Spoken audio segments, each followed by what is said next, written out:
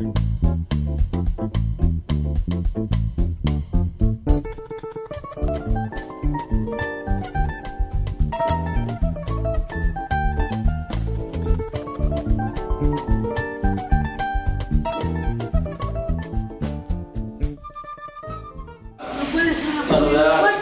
a esta compañera de Carmen, concejala del Colegio de Guía. Gracias por venir. También agradecer a Sergio Aguiar, archivero del Ayuntamiento de Guía, también a la ciudad de Guía.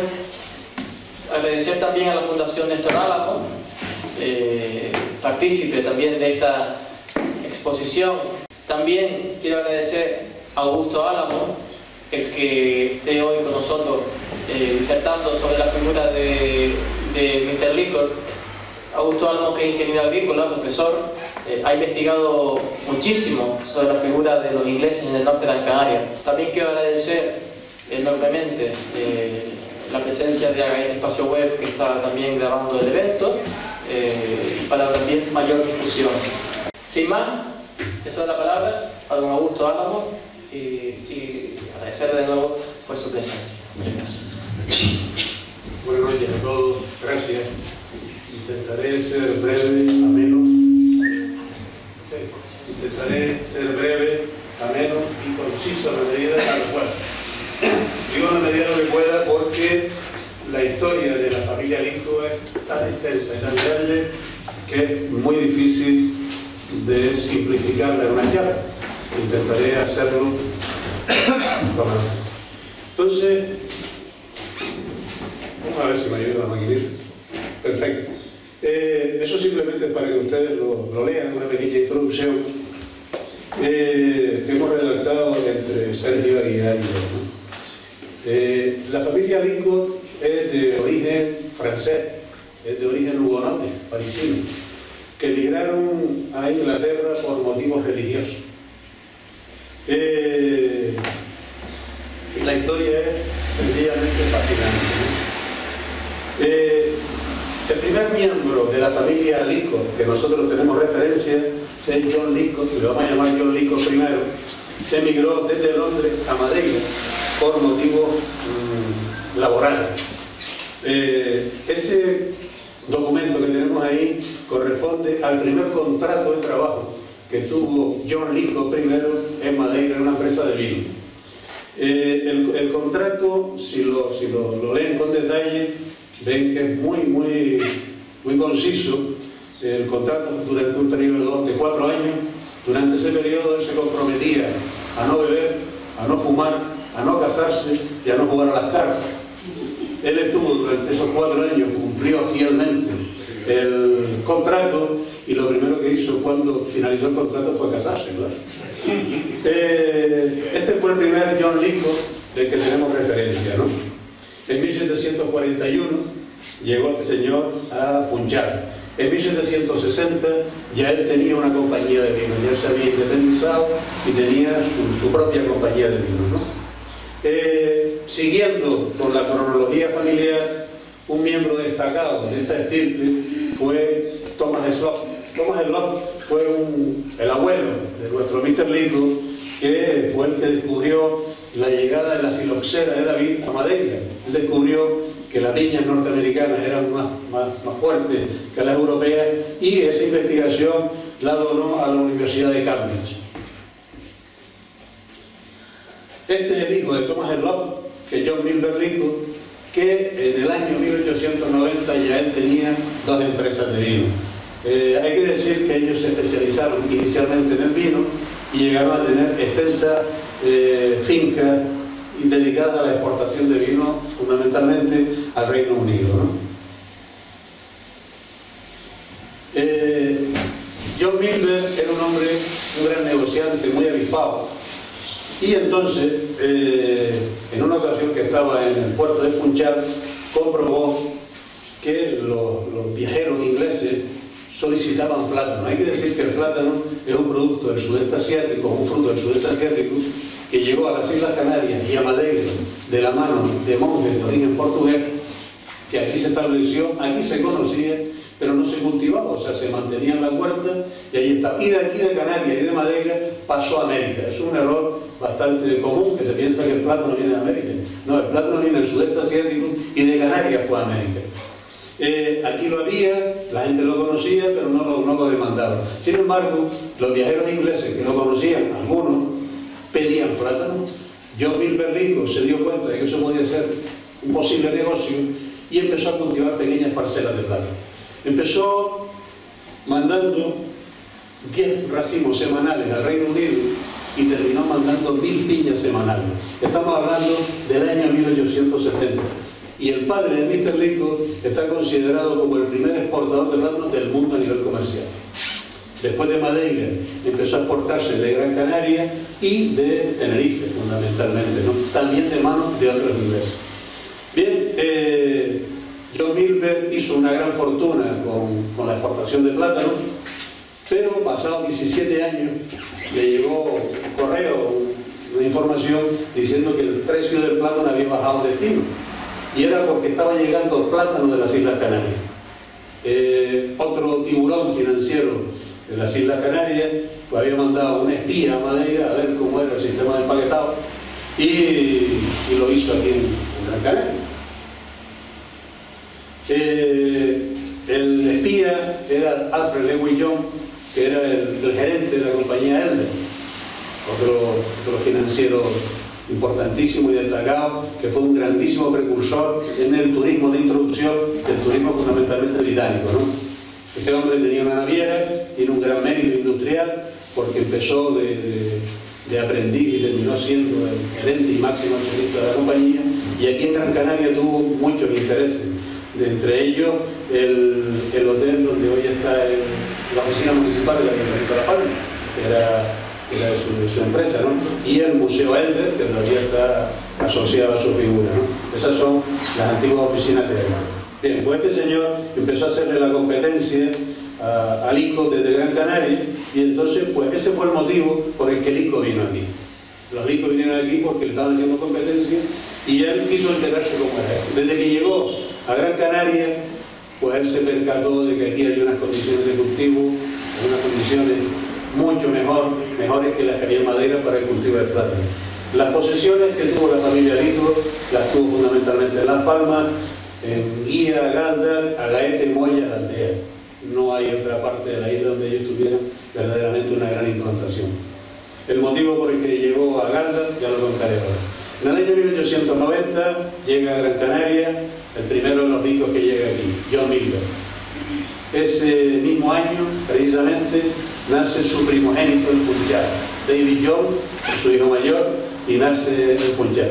Este señor se estableció inicialmente en el barrio de Arenal y después se estableció finalmente en el barrio de Guanarteme. Él cuando llegó vino con la idea de ver cómo era el negocio aquí del plátano, pero él venía con la idea de cultivar caña de azúcar. Pero él después enseguida cambió, era un hombre, un gran negociante, y enseguida se dio cuenta cuáles eran sus intereses. Se construyó su casa y vivió en su casa de Guanarteme. Esa casa de Guanarteme, esas son fotos de la construcción, a muchísimos les resultará hoy conocida porque la casa todavía está en pie. La casa es esta, que está al lado del Hospital Negrín. La finca de John Milber empezaba donde está hoy el minigolf y acababa donde está hoy las arenas. Eso era su finca, y que después vendió su hijo, ¿no? Esta casa todavía está en pie, la mandó a construir el primogénito, el patriarca de la familia Lico, y todavía está, y todavía se sigue llamando Casa Lico. Ahora es una casa de eventos y de cosas de esas, ¿no? Bien, que la mandó a construir este señor.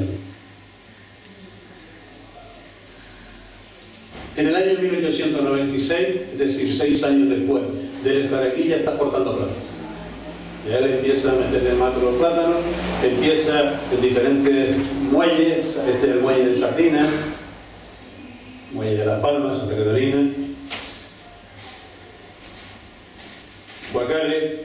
En el año 1897 ya él llega a un acuerdo con el asentador de fruta en Londres y le compra la participación a la sociedad. La participación a la sociedad era nada más y nada menos que lo que hoy es la Casa Pfeiffer. Bueno, pues la Casa Pfeiffer la compraron 4 señores radicados en las Islas Canarias. John Milber Lico, otro personaje legendario de la agricultura, en este caso en Tenerife, que era Henry Wachsler, un ruso, o de origen ruso, británico. Después estaba Edward Cecil Baker y el otro era Richard y Pat Blandy, de la familia Blandy. Aunque un miembro de la familia Blandy que no vino aquí como miembro de la familia Blandy. Eso, por las conversaciones que hemos mantenido con la familia, dice que él vino aquí, pero que no vino como representante de la familia Blandy, sino como persona independiente, ¿no? John Milber es Richard y Pat Blandy y Henry Watson Osipov. Esta fue la compañía que ellos crearon. Hay que decir que la compañía tuvo una vida relativamente efímera, y les digo por qué. Se unieron 4 empresarios con un empresario más grande, que fue el de la compañía Elder, y al final la compañía Elder terminó fusionándose o fagocitando a los otros 4, y a su vez después se vio comida por otra compañía norteamericana que fue la chiquita Brando, la United Fruit Company, que fue la que se los comía todos porque empezó a importar plátanos de Jamaica, ¿no? Pero bueno, esa es otra historia, ¿no? Esta gente con esta compañía prácticamente controlaron el 100% de la producción de plátanos y de tomates de Canarias, Reino Unido. Eso da una idea de la importancia de esta empresa, ¿no? En manos de que era el socio mayoritario. Este es un edificio de la Pfeiffer que todavía está en pie, en Las Palmas. Una foto de la flota de camiones. Era una gran compañía y sigue siendo, hoy en día, si no recuerdo mal, creo que la compañía Pfeiffer, que está en manos de irlandeses, pues creo que es la tercera o la cuarta compañía más importante en manipulación de plátano del mundo, muy a pesar nuestro.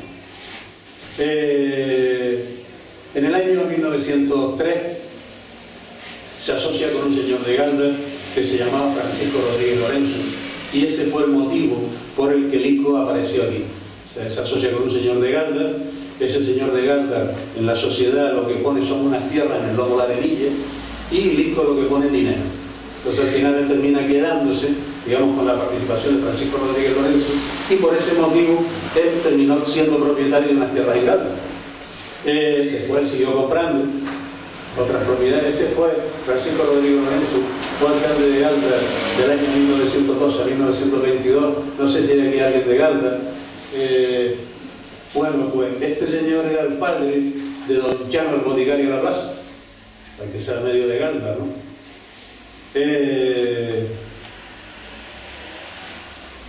Sigue con grandes negocios, se dedica a la importación de maquinaria, se hace representante de unos motores ingleses que son los Crowley, se hace también representante de unos aerogeneradores norteamericanos, Aeromotor, de una casa de Chicago, que este año estuvimos nosotros en Fuerteventura. La casa todavía existe, pero estuvimos en Fuerteventura y estuvimos viendo algunos aerogeneradores que habían venido de Chicago, de la época de Lico, todavía estaban en funcionamiento. Y en el año 1909 compra en Londres una antigua fábrica azucarera, que es la que se conoce como La Máquina, que está en la bordura entre Guía y Galda, ¿no? En la raya, ¿no? Esa la compró en 1909. La compró, no hay que olvidar que este señor venía de un sitio donde se producía azúcar, que es Madeira, y él la compró con la idea de explotar el negocio. Lo estuvo explotando, no le fue muy bien, y al final pues cerró el negocio, aunque él lo cerró, pero su hijo fue el que liquidó, digamos, la maquinaria. Hay una cosa además muy curiosa de La Máquina, ¿no? Cuando su hijo vende la máquina, la vende a un señor de Madeira, Enrique Figueira da Silva, pero la condición que le pone el comprador en Madeira es que el maestro azucarero que estaba aquí tenía que irse a Madeira. Y él habló con el maestro azucarero, y el maestro azucarero fue un señor que se apellidaba Quevedo, que procedía de Aruca, que después fue uno de los fundadores de la fábrica de ron de la Aldea, la famosa fábrica de ron de la Aldea, ¿no? Bien, esto es en el año 1914, él se construye su casa, esa casa que está en la raya entre Guía y Galda. Hoy lamentablemente está en ruina, ¿no? En Becerril de Guía. Estos son los planos que diseñó John Milber dura casa, ¿no? La disfrutó poco porque la casa empezó a construirla en 1914 y él falleció en Suiza en 1915. Murió a una edad relativamente joven, murió con 69 años, y si no hubiese muerto, entre comillas, tan joven, pues probablemente hubiese seguido incrementando su ya vasto patrimonio, ¿no? Esa es una patente que él registró en el registro de patentes de Londres sobre el embalaje de los plátanos en 1914, ¿no? Una patente, saben que los ingleses son muy rigurosos, ¿no? Para el control de patentes, para todo ese tipo de cosas, porque él había protegido el plátano con guata y con un plástico, con una serrín y cosas de esas, y el plátano llegaba en muy buenas condiciones, ¿no? Esta es John Milberg en su casa de Guanarteme, con el gorro tradicional de Madeira. Cuando él fallece en 1915, su mujer hereda todos los bienes que él tenía en Gran Canaria. Hay que decir que cuando él se viene a Gran Canaria, su mujer sigue con el negocio en Madeira. Ellos siguen con el negocio en Madeira, y cuando él muere, pues su mujer hereda todos los bienes que tiene Madeira y todos los bienes que tiene Gran Canaria. Pero su primogénito, David John, se hace cargo aquí un poco de los negocios en Gran Canaria, y en el año 1922 le compra toda la participación a su madre y a sus hermanos a cambio de renunciar a los bienes que él podía tener en Madeira. Por ese motivo él se quedó con todos los bienes de Gran Canaria y sus hermanos se quedaron con los bienes de Madeira.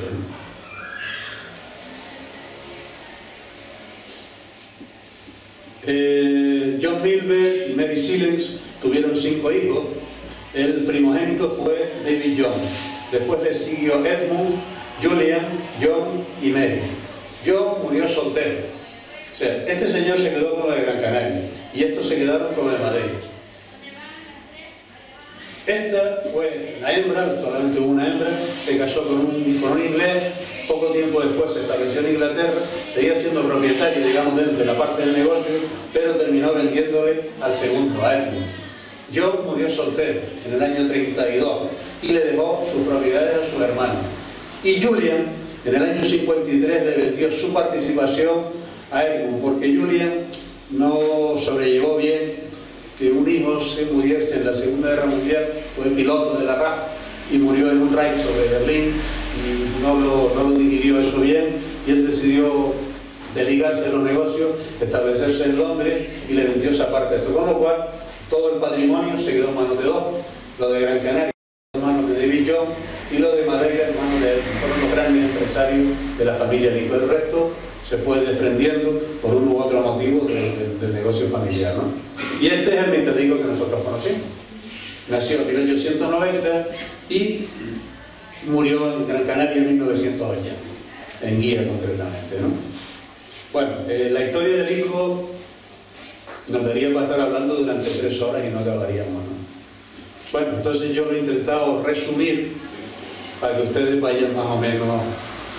Esto fue una pequeña sketch que hicieron en el Eco de Canarias en el año 64, que fue cuando él retornó después del exilio, ¿no? Del doloroso exilio, como le decía él, ¿no? Bien. Vamos a comenzar la vida de David por el comienzo, ¿no? Nace en Madeira, en Funchal concretamente, en el año 1890, y acuérdense que su abuelo había donado, estaba vinculado a la Universidad de Cambridge, se va a estudiar ingeniería industrial a Cambridge y ahí se gradúa como ingeniero industrial. Allí se ve imbuido, antes estaba hablando con Luis de esto, ahí se ve imbuido de las ideas socialistas del momento. La Universidad de Cambridge es una universidad que podríamos considerarla bastante liberal, bastante rojilla, y ahí se gestó el movimiento socialista de la época y también se vivió lo que fue la Revolución Rusa, ¿no? O sea, él se gradúa como ingeniero en el año 14 y en el 17 la Revolución Rusa, ¿no? El padre, cuando acaba la carrera, lo manda a trabajar al Canal de Panamá. Él acaba en el año 14 y se va a trabajar al Canal de Panamá como ingeniero. Ahí donde él adquiere los grandes conocimientos de hidráulica que después aplicó aquí en Gran Canaria, ¿no? él se fogueó ahí como ingeniero industrial. Hay un error también bastante común, y es que se piensa que el hijo fue ingeniero agrónomo. Él no fue agrónomo, era un gran amante de la agricultura, pero él era ingeniero industrial. Cuando su padre fallece, él llega a Gran Canaria en 1916, aunque había estado en 1898, acompañado de su esposa. Su esposa, una mujer culta, refinada, aficionada a las bellas artes, que pertenecía e introdujo a Lico en el ciclo de Rothbury, donde estaba entre otros Virginia Woolf y compañía, Isadora Duncan, o sea, un montón de gente prominente de la época, pues se encuentra esto. En el 16, evidentemente nunca lo digirió, no lo aceptó, que su marido lo trajese a este pozo, ¿no? Porque esto era venir de Londres y venirse aquí en el 16 podría haber sido muy duro para ella, ¿no? De hecho, ella alternó periodos aquí en Gran Canaria con periodos en Londres porque no entendía aquello, ¿no? Bien, Mr. Lico se casó en dos ocasiones. Primero se casó con una universitaria, que era Jessie Cher, que era esta inglesa que pertenecía al círculo de Lowry, donde introdujo a David Jones, ¿no? Además hay algunas anécdotas muy graciosas, porque sus amigos no entendían que ella se casase con un empresario, y ella siempre lo defendía, diciéndole que era empresario pero que era socialista. Tuvieron 4 hijos: Elizabeth, Philip, Úrsula y Richard, de su primer matrimonio, ¿no? Todos han fallecido. El último que falleció fue Ricky, que falleció en 2011. Esta es su primera esposa, Jessie. David, en su casa de guía, de servir de guía.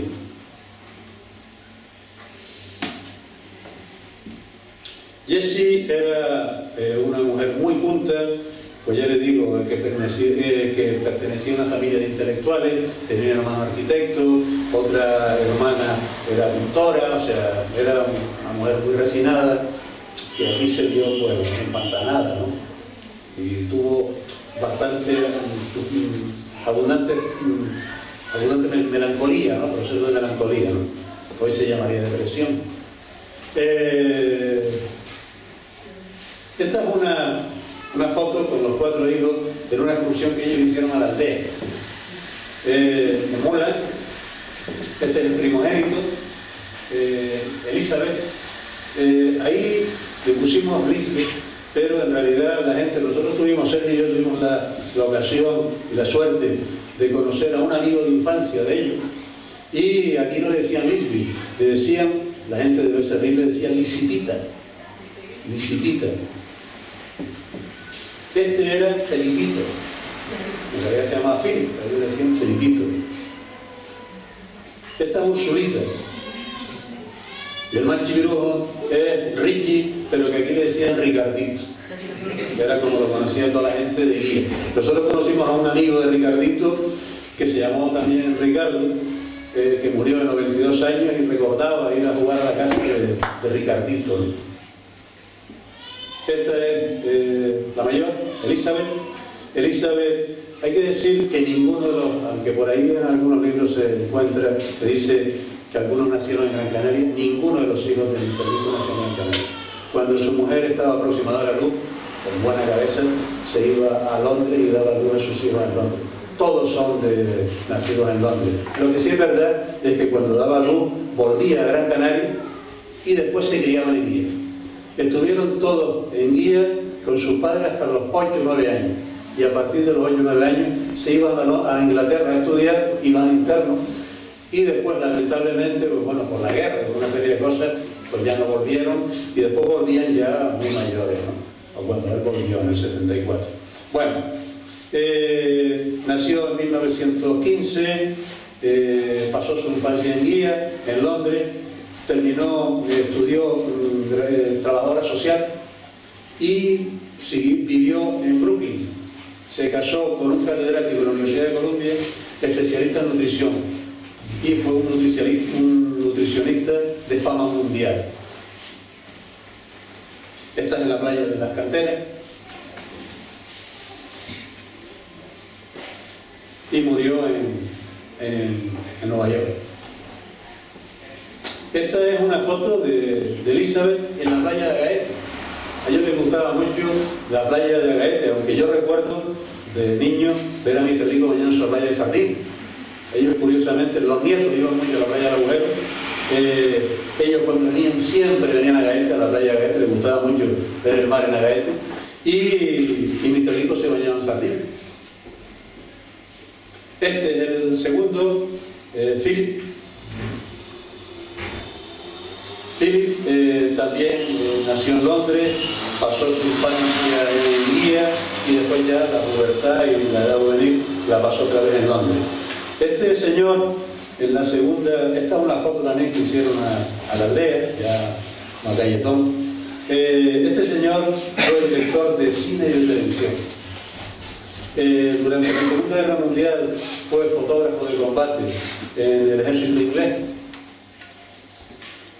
Esto es filmando una película, y ahora verán que hay algunas series de televisión que le va a sonar muchísimo, del que fue en algunas productor y en otras director, ¿no? Esta es una de las últimas fotos de Phil con su padre David.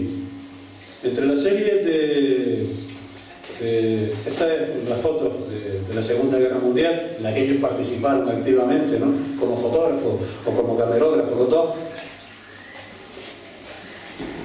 De las series de televisión de la que formó parte, la película más famosa que se le conoce es El jardinero español. Una con Steve McQueen, de la que fue director, y la serie de televisión tenemos con Ocho Basta, Canon, Falcon Crest, El Virginiano, Colombo, Marcus Welby, Hawaii 5-0, Bonanza y Dinastía. Muchas de estas series de televisión él fue director o productor de las mismas, ¿no? Esta es Úrsula, Ursulita, probablemente la más bohemia de toda la familia, también muy simpática, muy agradable, que ahora les diré las amistades que tenía. Ella también, hay que decir que había una gran diferencia de edad entre los dos hermanos mayores y los dos más pequeños, y siempre hubo una mayor unión y comunicación entre los más chicos que entre los grandes. Esta niña, en uno de los viajes que hizo a Inglaterra con su madre en el 33, lamentablemente murió su madre en el trayecto, y según una nota que me mandó una de sus hijas, su madre murió en sus manos, y a ella eso le creó un shock, ¿no? Muy fuerte, ¿no? Y después se fue a vivir con su padre a Estados Unidos. Bueno, esta mujer era muy simpática, muy agradable. Y entre las amistades de Úrsula, pues tenemos nada más y nada menos que a Robert Capa, a Frida Kahlo y a Diego Rivera. O sea que, como ven, los personajes cada vez van creciendo, ¿no? Escribió un libro, El niño elefante, y esta fue una publicación porque era acuarelista, y su segundo marido, Paul Smith, editó todas las pinturas que había pintado Úrsula, ¿no? Este es Richie, el más pequeño, probablemente el más conocido de todos. También nació en Guía, se fue a Londres, estudió en Londres, y cuando estudia, con 14 años, cuando estaba interno en un colegio de Londres, sus compañeros de internado le dicen que a qué se dedicaba su padre, y él le dice que a cultivar plátanos. Claro, que a él no sabía lo que era cultivar plátanos ni nada. Entonces a él no se le ocurre otra cosa sino que cuando viene aquí a Gran Canaria con toda la vida, grabar una película con 14 años para explicarle a sus compañeros de internado qué era el cultivo del plátano y qué era el plátano.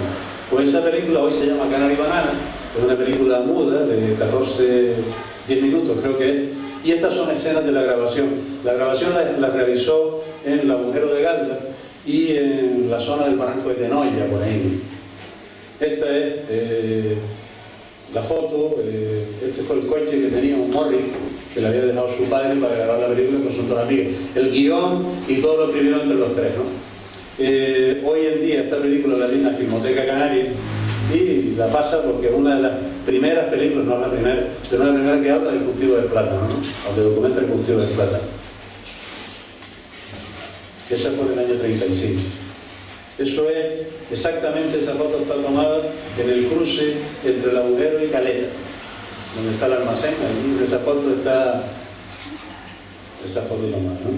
En la Segunda Guerra Mundial fue fotógrafo de combate.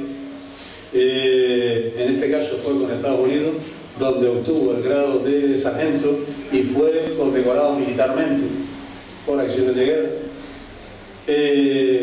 Fue también testigo de la rendición de Japón ante China, que estuvo grabando el momento, y cuando se incorpora a la vida civil, pues estudia ciencia física en la Universidad de Harvard, estudió ciencia física para entender mejor el cine, y termina siendo profesor del Instituto Tecnológico de Massachusetts de cine. Hay que decir que el Instituto Tecnológico de Massachusetts está considerada la quinta mejor universidad del mundo, ¿no? Harvard es la segunda. Era un hombre con una gran capacidad que aprendió alemán en 3 meses, porque muchos de los trabajos sobre cine y cinematografía estaban escritos en alemán y a él le interesaba. Entonces, en unas vacaciones aprendió alemán para poder entender lo que se hablaba de cine, ¿no? Este fue su gran mentor, Flaherty. Y este es Richie, pues, en una de sus fotos. Este es Richie en una foto que le tomó un fotógrafo local, aquí de guía, Paco Rivero, en la huerta de su padre, en Becerril de Guía. Está considerado como uno de las figuras fundamentales del documentalismo norteamericano y fue uno de los primeros periodistas invitados a la Casa Blanca cuando John Fitzgerald Kennedy ganó las elecciones. Cuando su primera mujer fallece, él se casa, Mr. Lico, con una norteamericana, Elizabeth Flores, con la que le sobrevivió, ¿no? No sabemos de Elizabeth Flores cuando nació y solamente sabemos que en el 39, ya en el exilio, tuvo una hija que es la única que sobrevive de la familia, ¿no? De los hijos de Mr. Lico, Marta. Esta es la segunda esposa de Elizabeth, en un viaje que hicieron a La Palma. Este viaje que hicieron a La Palma fue por una cosa de unos bordados y unas cosas que su hermana vendía en Madeira, ¿no? Esta es su segunda esposa y su última hija, ¿no? Marta. Bien, cuando Mr. Lico se establece aquí, él se percata enseguida de que hay que llevar agua a las zonas de cultivo, y entonces para llevar agua trae tubería. La tubería que trae es tubería metálica de Inglaterra, que él ensambla y empieza a enseñar a sus trabajadores a montarla, ¿no? Yo tengo una anécdota, ¿no?, del año, creo que es del 19, montando una tubería. Mi padre en esa época vivía y era jovencito. Dice, yo me acuerdo del año 19 o 20 de ver a Mr. Lico montando tuberías en guía y enseñando a los trabajadores cómo tenían que ensamblar los pernos, porque no sabían cómo era. Dice, y él estaba metido en la zanja enseñándole cómo tenían que hacer la operación, ¿no? Posteriormente se hace también representante de cemento de endurecimiento rápido, de Ferrocote. También se hace distribuidor de motores Ruston. Su padre fue distribuidor de Crossley, él fue distribuidor de Ruston. Hay muchísimas anécdotas de los motores Ruston. Era una marca inglesa y eran relativamente caros. Mr. Lico daba muchísimas facilidades a la gente para el pago, ¿no? Eso significaba, yo he hablado con mucha gente mayor que me dice, hombre, pues yo o mi padre pudimos sacar agua del pozo gracias a las facilidades que nos dio Mr. Lico para poder comprar el motor, claro, porque o se tenía dinero o no había agua. También fue vicepresidente. No hay que olvidar que él nunca perdió la nacionalidad, siempre fue inglés. Él fue vicepresidente del Sindicato Agrícola del Norte, del que fue presidente su gran amigo José Sansón Enrique, y se dedica a exportar plátanos y tomates a Inglaterra fundamentalmente, ¿no? En el año 36, por su idea política, se tiene que exiliar. No se exilia sin controversia. Hemos encontrado que bueno, que fue sancionado, que fue perseguido, que fue multado. Cuando hablamos de multado, hablamos de una multa bastante dura para obligarlo a que se tuviese que o dejaba las propiedades o se iba. El gobierno inglés evidentemente ejerció las presiones que tenía que ejercer y no se atrevieron a más. Estuvo brevemente encarcelado, pero le dijeron que tenía que ir y se tuvo que exiliar. En el 36 se tuvo que ir de las islas, ¿no?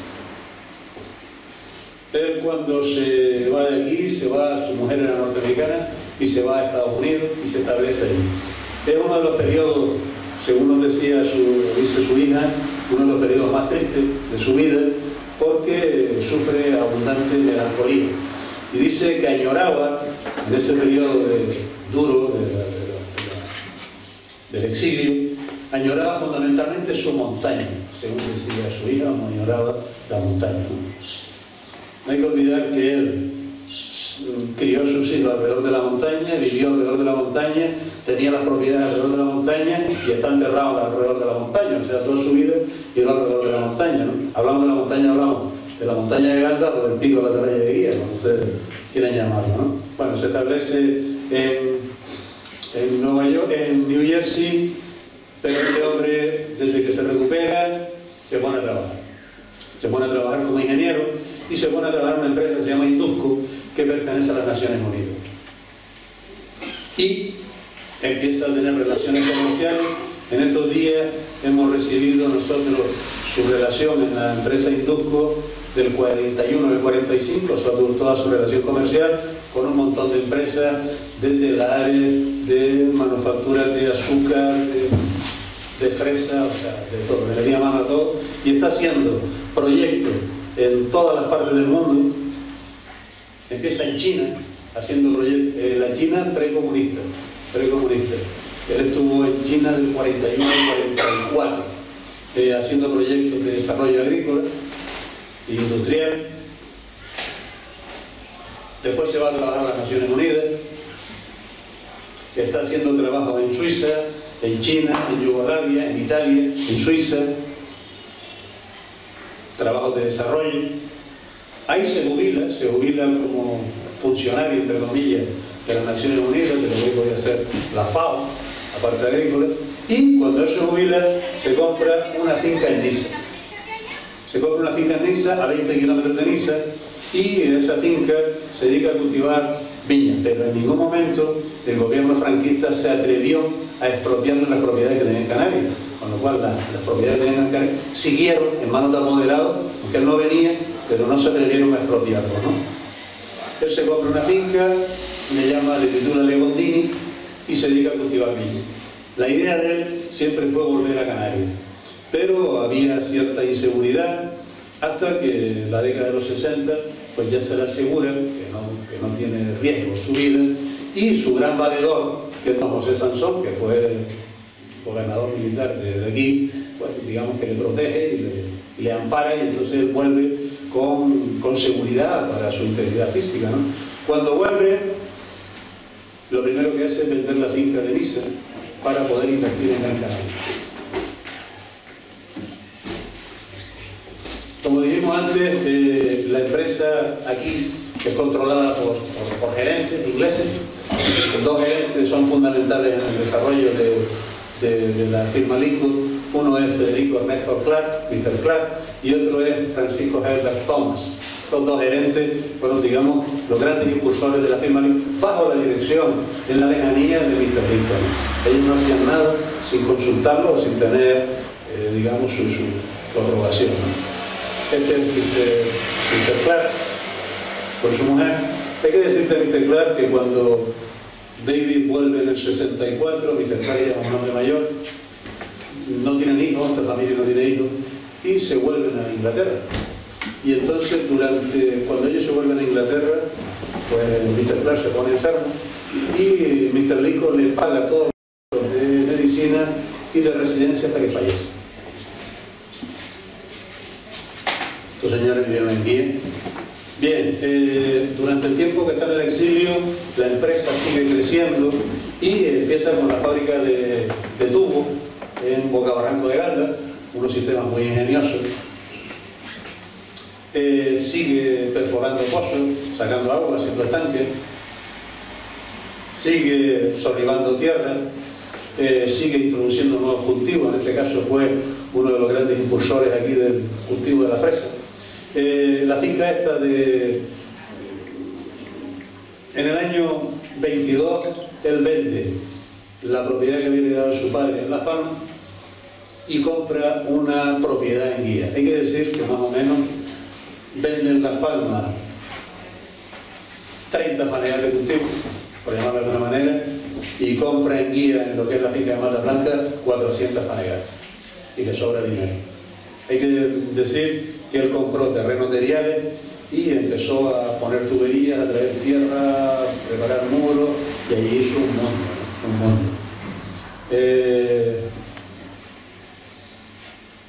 Perfora pozos, este pozo concretamente es el de Galda.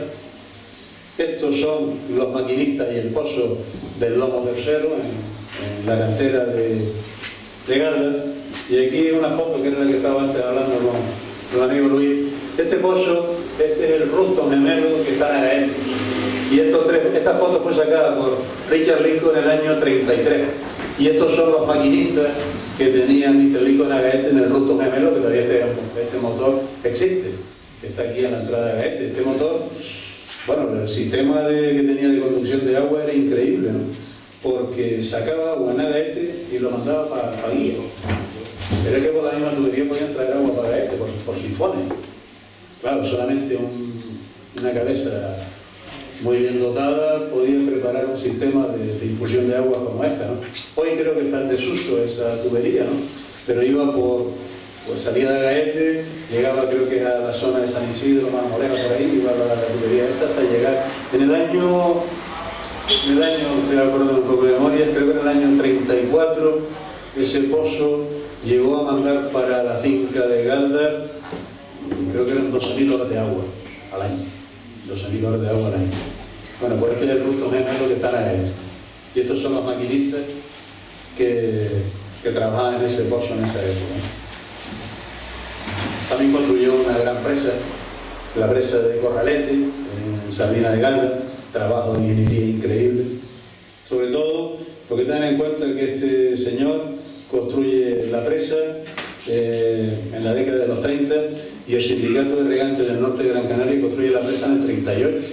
Pero estamos hablando de que esto era una persona y lo otro era una comunidad de propietarios. Claro, eso significa un gran esfuerzo y este es él. Hay que decir que siempre estaba a pie de obra, todas las obras estaba él se metía y además hay muchas anécdotas de él. Una de las anécdotas de él era que cuando él iba a ver una obra al campo, estaban colocando alguna tubería, alguna cosa, entonces se quedaba con los trabajadores. Y cuando llegaba la hora de la comida, pues los trabajadores lo invitaban a almorzar y él no tenía ningún reparo en sentarse con ellos a comer lo que hubiese. Y después, cuando llegaban las Navidades, pues invitaba a esos propios trabajadores a cenar a su casa y les ponía pavo. Y hay una zona de guía, de gente que trabaja con Mr. Lincoln, de guía Galda, que todavía es bastante común cenar pavo por Navidades, cuando para nosotros los canarios son de los pavos como del otro día para acá, ¿no? Bueno, pues todos los que tenéis influencia por Mr. Lincoln cenaban pavo hace muchos años. Esta es la presa, la construcción de la presa de Corralete. Una presa espléndida que construyó él.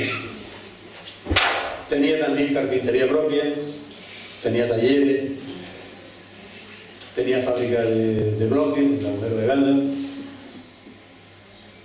tenía flota de camiones, tenía maquinaria, tenía almacenes, tenía 3 almacenes que llegó a tener creo que un almacén en la aldea de empaquetado, no sé si en propiedad o en explotación, almacenes en Galda, almacenes en Guía y almacenes en Las Palmas.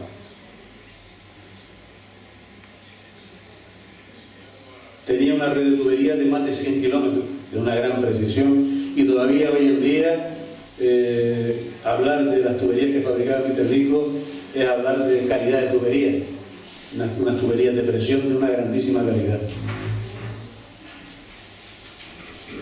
Estos son las redes de tubería, ¿no? Yo recuerdo de ver en su despacho, un plano que él tenía de todas las instalaciones de tubería, un plano grande, donde tenía marcadas todas las tuberías en un plano grande, ¿no? Me acuerdo de ir con mi padre a hablar con él y me acuerdo perfectamente, ¿no?, de todos los planos de la tubería que tenían en la cabecera, ¿no? Bueno, pues esta es la tubería esta que les digo, de Agaete a Galdar, y después que alimenta la finca. Fundamentalmente la gran finca de Lico está en Guíe, pero tenía también propiedades en Galdar. Él siempre vivió en Guíe, siempre la sede de su empresa, perdón, la sede oficial de su empresa, o perdón, la oficiosa de su empresa era en Guíe, pero sin embargo todas las etiquetas ponía Galdar.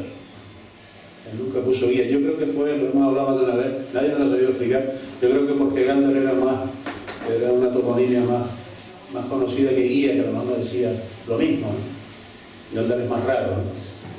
El sistema de tubería que él tenía, magnífico.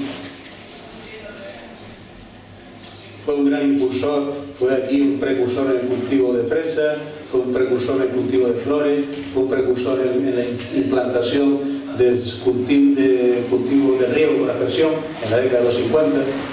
Y en el 64, cuando él ve que su seguridad no peligra, regresa.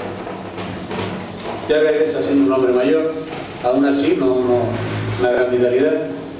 Cuando él regresa se encuentra, esa es la finca de Mata Blanca, tenía en explotación alrededor de 400 maneras de cultivo dedicadas al plátano, al tomate, a la fresa, a las flores, al pepino, a la berenjena, collino, granjas de collino, cultivos de papas, de pavo, queso, vaca, oveja, abeja. O sea, tenía prácticamente de todo, ¿no?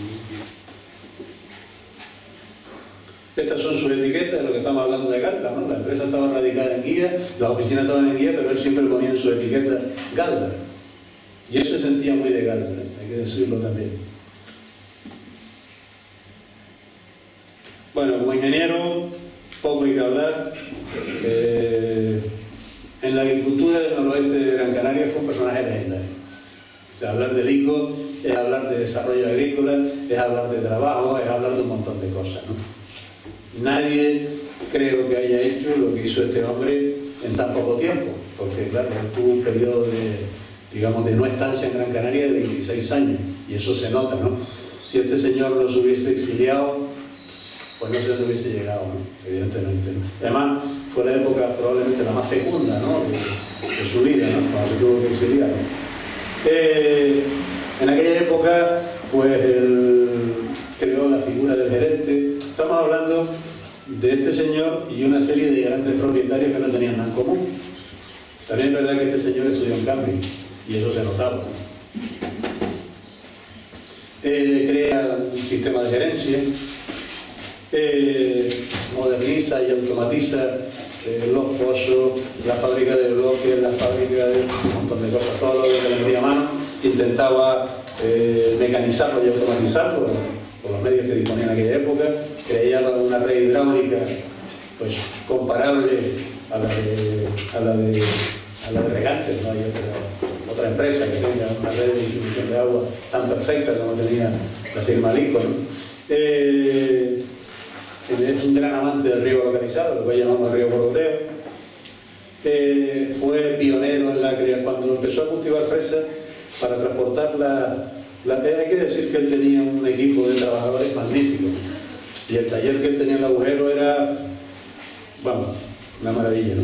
Entonces, cuando él empezó a llevar fresas al mercado, la fresa saben que es un producto bastante perecedero, entonces él creó un transporte frigorífico en la época, y entonces cogió una furgoneta Volkswagen con sus mecánicos debajo preparados dentro de una cámara frigorífica para que la fruta llegase al mercado en perfecto estado.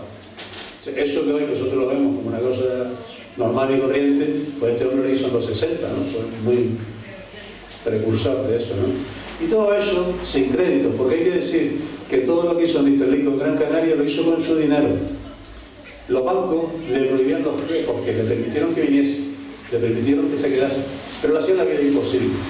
Y entonces los bancos le negaban los créditos. Entonces todo eso tenía que financiarse con el dinero que generaba. Mientras otras empresas tenían la posibilidad de la ayuda de los bancos estatales o nacionales, este hombre no.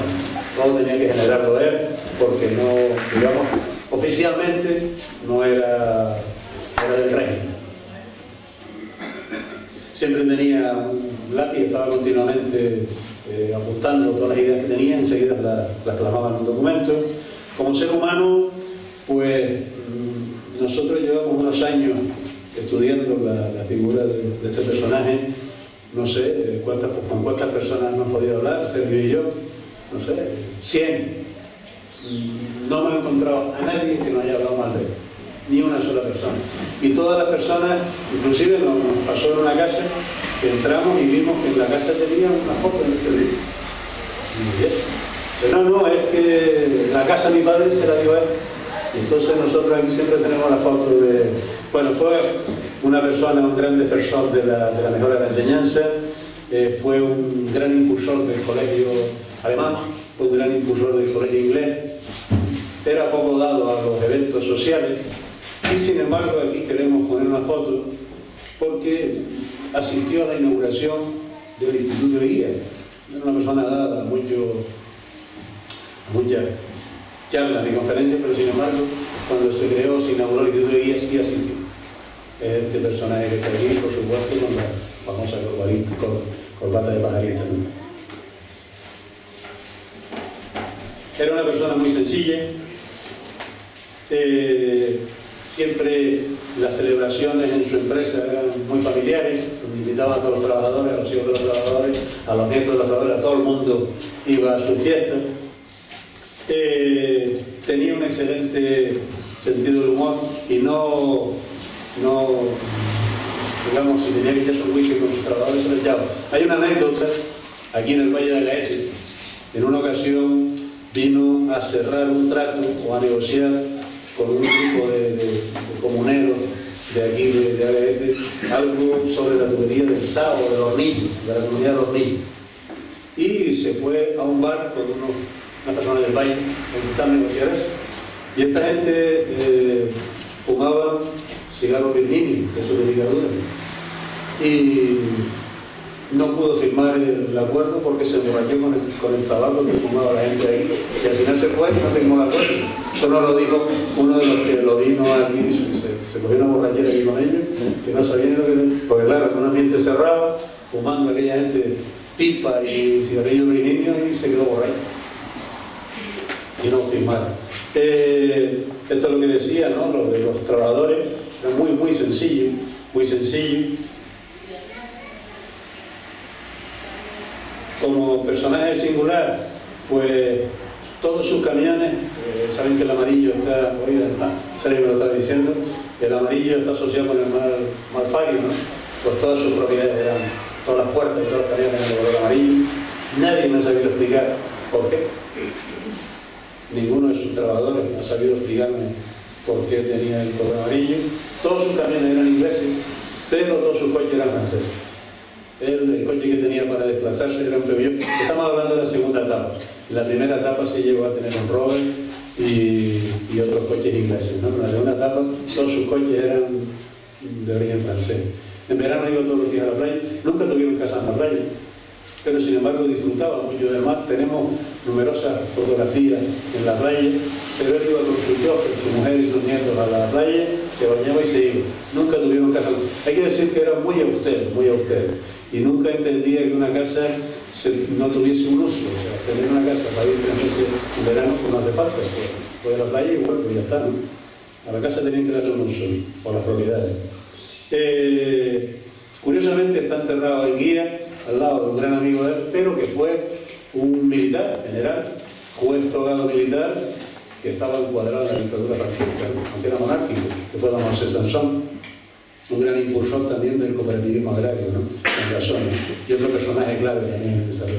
Una persona muy avanzada a su época, porque le pagaba la seguridad social a sus trabajadores cuando no era obligatorio.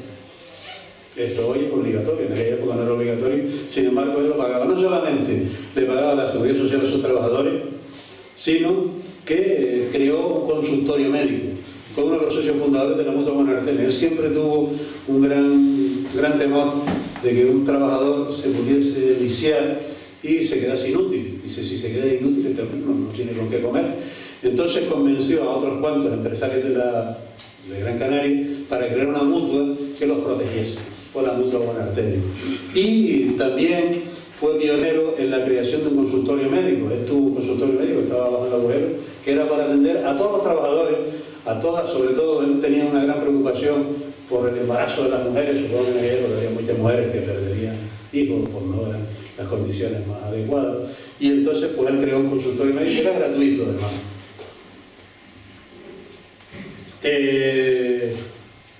Ayudó a muchísima gente a construir casas.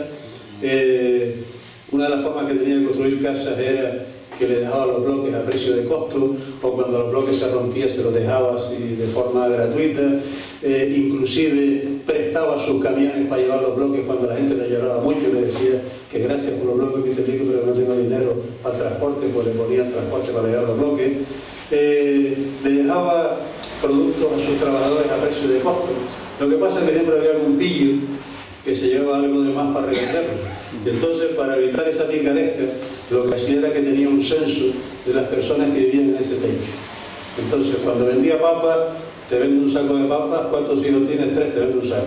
No, es que quiero 2, y te digo, no, 1. Y así tenía el censo y podía controlar, digamos, sus trabajadores podían controlar, digamos, el porcentaje que se llevaba de la comida, ¿no? Para que no hubiese una reventa, ¿no?, de los productos, ¿no? También le pagaba a los trabajadores, en aquella época debía ser muy numeroso, a las horas extras. O sea, no solamente le pagaba a su dinero, sino le pagaba las horas extras, claro.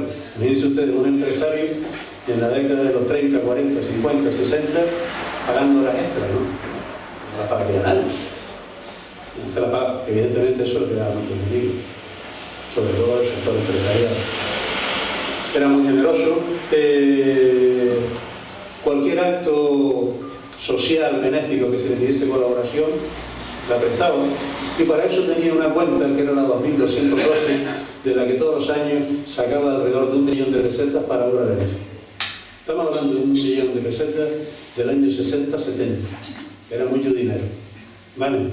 Hay numerosas aportaciones a la Casa de Galicia, a los niños de Biafra, a los de Sáhara, a todas las cosas esas, toda aquella época, todas aquellas cosas, ¿no?, tristes de la época, ¿no? Pues bueno, en todas esas participaba él de forma altruista, ¿no? Esto es lo que decía, que le dejaba a los trabajadores a precio de costo. Esto fue una cosa que me llamó mucho la atención.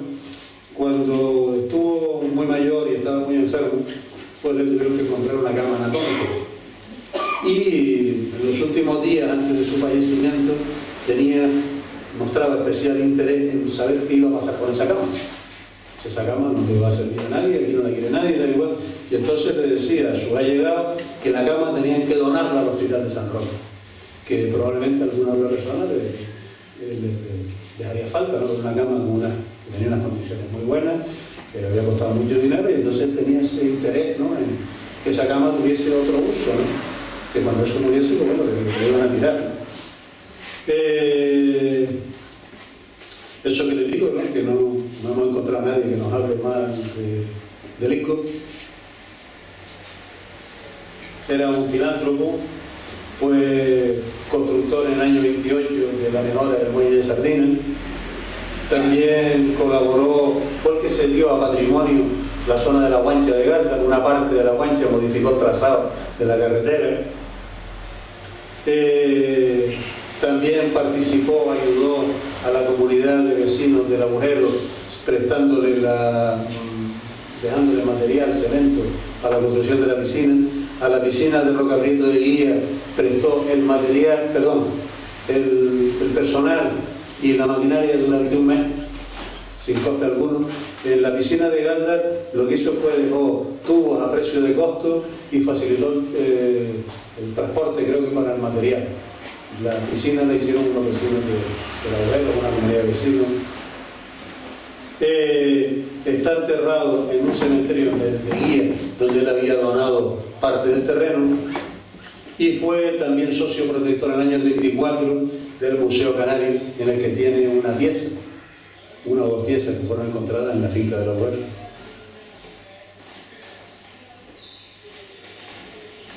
Está enterrado donde a él siempre le gustó vivir, frente a su finca. A pesar de que él no era una persona practicante ni religioso, le comentaron que si quería que fuese enterrado en el cementerio inglés, se negó rotundo. Él quería que lo enterrasen en Guía y que lo enterrasen frente a la finca de Mata Blanca, ¿no?, donde él había creado su negocio. Esa es una finca que todavía está en producción, que es la finca de Lico, cerca de Mata Blanca, que se llama La Gloria. Lico está en La Gloria, ¿no? Bueno, si era poco, pues en el año 77, pues la bomba, ¿no? Se va a la notaría de Aruca y hace testamento a las 13:15 horas de la tarde. Y le deja todo su patrimonio a 11 de sus más allegados trabajadores. Todo el patrimonio que tenía Lico en el año 77, él fallece en el 80, se lo deja a 11 de sus más allegados trabajadores en régimen de prohibición. Todas sus propiedades, que en aquella época estaban valoradas, pues según tasaciones, en unos 3.000 millones de pesetas de la época, ¿no? Todo ese patrimonio se lo dejó a sus trabajadores, a una parte de sus trabajadores. A su mujer, Elizabeth, solamente le deja la casa donde ellos vivían, el almacén y el maduradero. O sea, una casita pequeña que está al lado del almacén, es lo que es todavía de la familia Lico. El resto lo había donado a los trabajadores y después ya pues cambió de mano con el paso de los años. Esa es la tumba de David en el cementerio de la Atalaya de Guí. Tiene unos rosales y curiosamente de color amarillo. Y el pueblo Gran Canaria es un pueblo bastante olvidadizo. El Ayuntamiento de Galda, en el año 2014, lo nombraron hijo adoptivo de la ciudad de Galda, ¿no? Ha sido el único municipio que lo ha nombrado hijo adoptivo.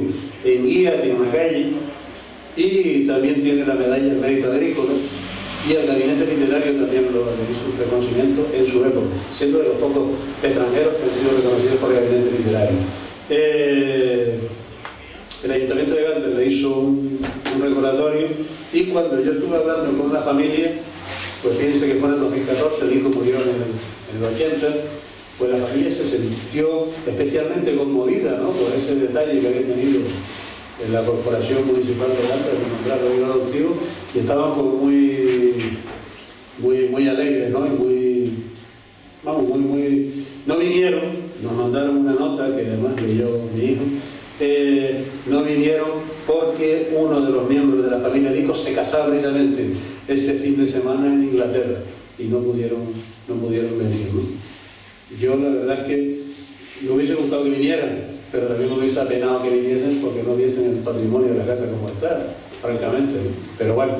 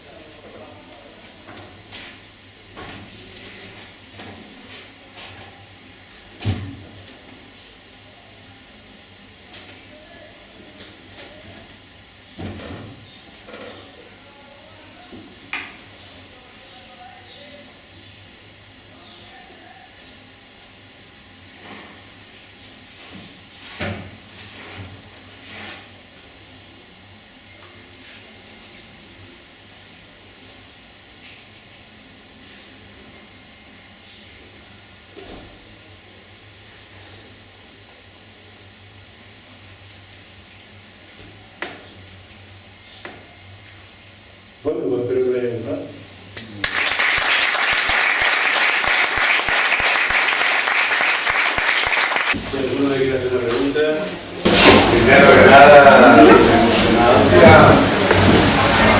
yo lo veía pasar por mi casa y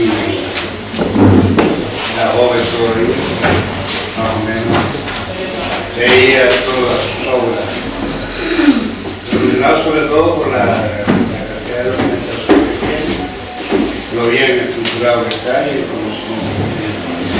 Debe haber un compromiso entre estos tres ayuntamientos al cual estos personajes, los César son como Víctor que nos han dado, independiente de las críticas que vamos a hacer, porque aquí somos así, tenemos nuestra forma de ver las cosas, de la distancia. Yo creo que es un deber histórico. ¿Está bien? Como dice, parece que no que esté bien. Que efectivamente la casa sigue siendo de ellos. Una de las casas. Está arriba o abajo. Abajo, la que está a la orilla de la carretera. No, abajo. Chalé pequeño. La otra parte donde él vivía, mi militar, es el espejo. Bueno, vamos a ver. Primero dos cosas. Ustedes lo veis por parte de la Navidad. En el año 2014, el Ayuntamiento de Ganda lo nombró hijo adoptivo. También nombró hijo adoptivo a José Sansón. El único municipio de la comarca que lo nombró hijo adoptivo. Y a mí la figura de Lico me interesa hasta que desaparece Lico.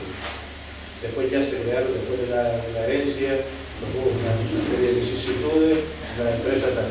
Lo único que pertenece a la familia Lico hoy, en Gran Canaria, es la casa donde él murió, que es la parte de abajo. Mr. Lico, cuando estaba mayor, la casa de abajo la construyó su encargado Mr. Clark. Cuando él se siente mayor, ya no puede subir las escaleras de la casa grande. Y entonces se va a la escalera abajo, que era más cómodo para él. Y entonces ahí fallece. Cuando él fallece, esa casa, la huerta, que es lo que está lindando con la carretera, y la entrada al almacén es lo que tiene su mujer. Su mujer, su segunda esposa, Elizabeth, hoy está ocupado por inmigrantes, la casa esa de abajo, la oficina, ¿no? La casita que está debajo. Cuando su mujer hereda, lo primero que hace es testar el nombre de sus 5 hijos, de su hija, de sus 4 hijastros y de su hija. Entonces la casa pasa a los hijos de Mr. Lico. De los hijos de Mr. Lico, de los 6 hijos, 4 han muerto y 1 vive. Con lo cual, de los 4, hay ya herederos de esos 4, más la otra que vive, Martín. No sé si ha sido claro. Sí, más o menos, pero yo digo la otra que él vivió. La casona de arriba. Y yo creo que no es difícil, lo que puede hacer, pero esperable para lo que pueda lograr. Pero el Saltón tiene en Ganda también, que hubiera cogido la Guardia Civil. Yo creo que ese compromiso que nosotros estamos aquí llevando a la autoridad, incluso a través de la mancomunidad, es un deber histórico de que todo este material y toda esta información y toda esta violencia que se pueda recuperar y ocupar esos espacios que eran de ellos y eran vitales, la verdad es un deber que debemos nuestro presente, ¿me entiendes? Ahora aquí, máximo con toda esta documentación que se va teniendo, y máximo una obligación moral y ética, ¿me entiendes?, hacia el pasado, porque es lo que nosotros tenemos. Mira, yo te agradezco que me hayas dado la oportunidad de hablar de eso. La casa esa, la conocida como La Máquina, tiene 6 personajes que están vinculados a esa fábrica de azúcar. El primero de todo es el doctor Chili Naranjo, que era el propietario de los terrenos, el creador del Museo Canario. O sea, ese fue el primer propietario de esa parcela. Se la vende, o sea, el creador del Museo Canario se la vende a una compañía, a una serie de señores de guía, y uno de los primeros gerentes, o el último gerente, fue un señor que procedía de guía, que fue el 8º presidente del Cabildo de Gran Canaria, que fue, ¿cómo se llamaba? ¿Sergio? ¿Sergio Julio? Sí. Sí, el 8º presidente del Cabildo de Gran Canaria, de la familia Martín, que fue el que consiguió, fíjate tú todos los personajes que hay en esa parcela, el que consiguió hacer una reserva de suelo de 1 millón de metros cuadrados en el aeródromo de Gando, y significó que Gando como aeropuerto pudiese desarrollarse. Bueno, pues eso lo hizo un señor que procedía, que fue gerente de esa firma. Después fue propiedad del primer exportador de plátanos del mundo, no de guía ni de Gando ni del mundo, que fue John Milberly. Después fue propiedad de un personaje como David John Lee, y ahora es propiedad del mayor exportador de plátanos de Europa. El mayor exportador de plátanos de Europa es el propietario de esa parcela. Evidentemente tenemos unas condiciones para hacer allí un museo que recoja la historia del plátano increíble. Eso no lo tienen, pero es que no es que no lo tenga nadie, es que no lo tiene nadie en el mundo. Exacto, fíjate qué pequeños somos, qué pequeño es Guía, Gándara, Gaete, da igual. Bueno, por el mundo no hay nadie que tenga esa singularidad en ese edificio, con ese espacio. Y ante esa, es una oportunidad que está ahí, pero ante esa discriminación tan clara, no es vergüenza que tengamos todavía a esta altura todo ese material y todo ese caudal de turismo que viene aquí y que no seamos capaces de recuperar toda esa vega y todo eso. No me duda que es una pena, por ejemplo, que no haya en las Islas Canarias ningún museo que recoja la historia del cultivo del plátano con lo que está significado aquí. En el sur hay uno sobre el cultivo de la zafra, del tomate, precisamente hay un chico de Valentín, pero no hay nada en las islas. Hay un pequeño museo en los llanos de Aridane, pero que no tiene la enjundia que podría tener acá, siendo además los propietarios de la parcela colindante. Hay una condición política que me corresponde, pero es que si no me... Vamos a ver, con respecto a lo que comentaba usted, evidentemente tiene un valor histórico incalculable lo que supuso los ingleses en el norte de Gran Canaria, o sea, lo que supuso en nuestra comarca. Hemos hablado varias veces de lo del uso del plátano, de la posibilidad, pero también somos conscientes de que todo eso ahora mismo está en manos privadas, o sea, no está en manos públicas. ¿Podría a lo mejor hacerse en un futuro? Pues no digo que no, probablemente las instituciones se pueden poner a trabajar en ese sentido, pero repito, está en manos privadas todo el patrimonio histórico. ¿Qué hemos hecho nosotros? Creo que tanto desde la Fundación Néstor Álamo, yo hablo por el Ayuntamiento de Guía, o sea, tú comentabas que el Ayuntamiento de Guía evidentemente le dio su reconocimiento. Nosotros desde la Fundación Néstor Álamo y desde el Ayuntamiento de Guía, pues lo que hemos intentado pues, es poner en valor lo que ha sido la figura histórica de Mr. Rico, y esta exposición pues responde a ese interés por darlo a conocer. Esta exposición es solamente una parte de lo que es los ingleses en el norte de Gran Canaria. Una exposición que se montó en las fiestas de la Virgen para desmontarla después de las Marías y se desmontó ahora en abril para la fiesta del queso. Porque fue tanta la gente que la quiso visitar, y no solamente de escolares, sino también de colectivos de gente adulta, venido de todos lados, incluso las visitas que hacían en invierno, para aquellos alumnos que las querían recibir en empleo, aquí está la señorita así. Entonces, nosotros sí hemos trabajado en el sentido de la figura histórica. Lo otro ya sería cuestión de trabajar en otro sentido, puesto que el patrimonio histórico no está ahora mismo en manos públicas, sino privadas.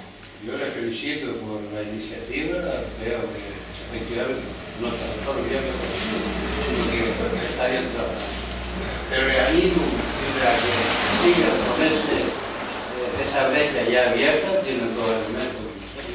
Y yo creo que lo que puede salir perfectamente es a través de la fundación o otra acción cultural o lo que sea, que pueda aunar, porque es una cuestión de gestión. Aparte aquí de la exposición, que hay unos fondos de Agaete que pertenecen al fondo de Charles Douglas Cerulet, que fue uno de los gerentes de la Pfizer aquí, conocido o apodado como el Niño, del que todavía hay a su casa, que está en la carretera Sardina, la única casita con jardín en la carretera Sardina, fue la de Mr. Douglas, y que gracias también por avatares de la vida, ¿no?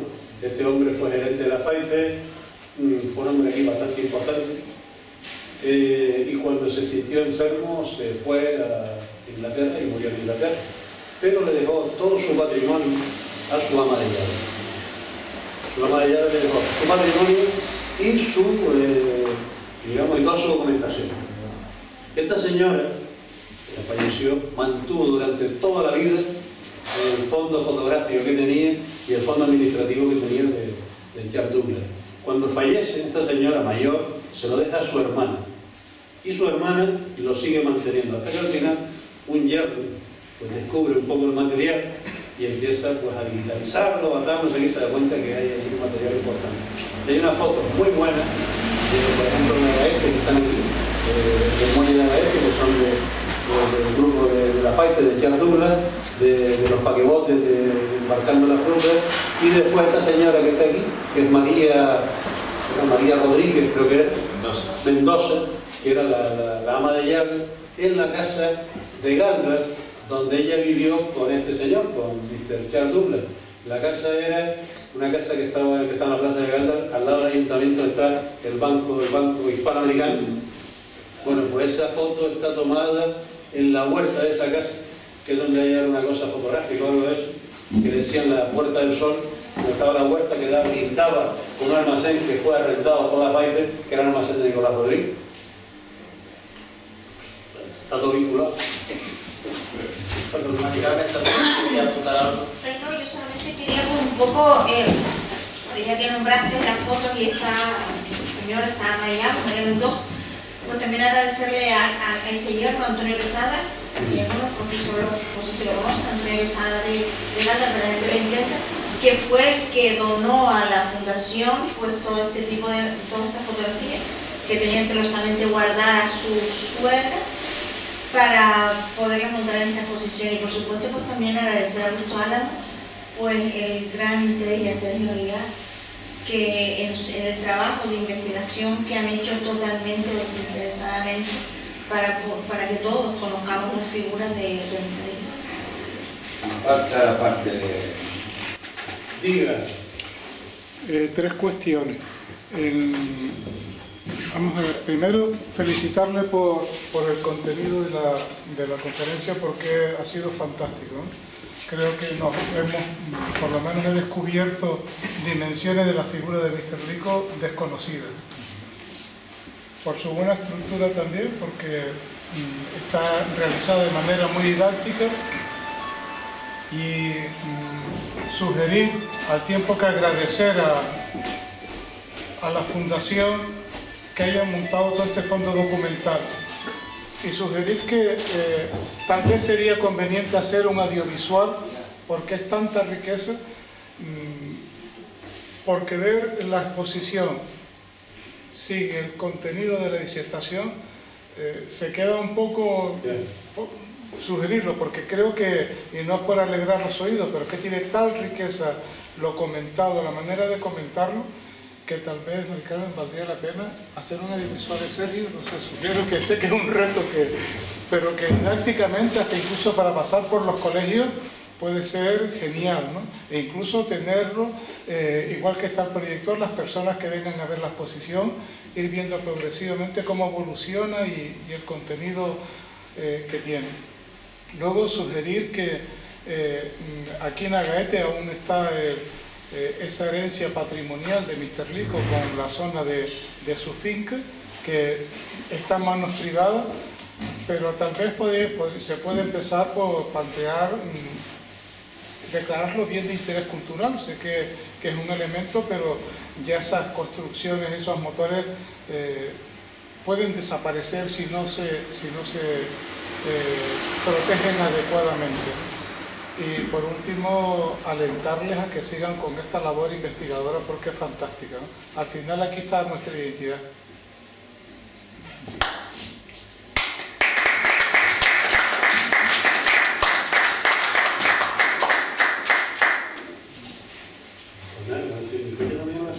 Pues, sin más, agradecer las diferentes intervenciones. Yo creo que de todo se trata de sumar, aportar y enriquecernos y complementarnos con las diferentes opiniones, y eso se trata. Estoy satisfecho y agradezco muchísimo pues Ayuntamiento de Guía, Fundación Néstor, Augusto, Sergio, también a través de Santiago, que tuvimos la oportunidad de conocerlo, ¿verdad? El que se hayan también ofrecido y que hayan posibilitado la exposición, parte de la exposición, porque la sala, como ven, es pequeña, porque la grande. Mañana tendremos otra inauguración de una exposición de vestimenta canaria. Y en el caso de hoy, pues la figura de Mister Rico para el municipio, como ven, es importante. Incluso cabría realizar y también tiendo la mano a Javier Tadeo y a Gaete Espacio Web para ahondar en la presencia de Mr. Lico en Agaete, porque creo que es importantísima, y ahí pues me empiezo también como estudiador a la colaboración. Como anécdota, no me gusta nunca hablar de uno mismo, pero antes lo comentaba contigo, y un poco escuchándote pues iba enlazando con aquello que te comentaba, ¿no? Aquellas tuberías del hornillo que estaba medio colocado y no pudo cerrar el trato, pues esas tuberías, yo estoy seguro que son las tuberías que mi bisabuelo, José Francisco Gil Rodríguez, vende después posteriormente a Mr. Lico. Tengo documento de compraventa y a cambio Mr. Lico tenía que dejarle paso del agua y pareció ese vínculo, esa unión de la familia. Me comentaban que con Pfeiffer también exportaban los plátanos en el Valle de Agaete, concretamente también en Terrible de los Grazales, donde mi bisabuelo tenía la finca, y me contaban que todos, no sé si cada cuántos días eran, pero a las 5 de la tarde salía el camión cargado para Las Palmas, y todos los trabajadores pues tenían que dejarlo todo empaquetado. Para las 5 salía el camión. O sea, había un trabajo, y de todos esos testimonios de gente mayor como Juan Corina, que también un vecino municipio que trabajó con Mr. Lico, creo que tenemos la oportunidad de recoger esos testimonios y ahí pues Agaete Espacio Web puede ser una labor importantísima. O sea, agradecerles sin más a todos ustedes la presencia, tienen fuera también los compañeras de guía por asistir, Sergio Guiar, Augusto, a todos ustedes que hoy pues han dejado su tiempo para estar con nosotros. Sin más, gracias y hasta pronto.